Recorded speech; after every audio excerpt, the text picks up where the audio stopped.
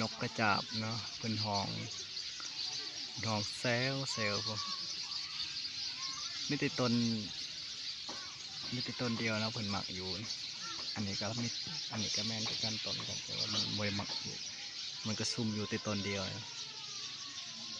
โอ้พี่น้องพี่ลึกแท้ใบไม้บ่เป็นสุกเลย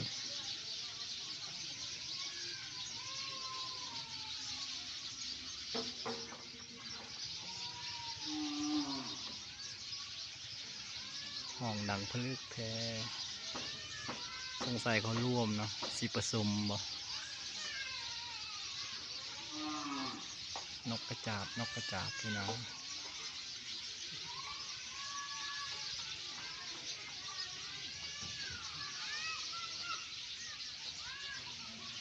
เพิ่นเฮ็ดหังอยู่นี่เนาะอันนี้ก็เป็นเฮือนของนกกระจาบนะ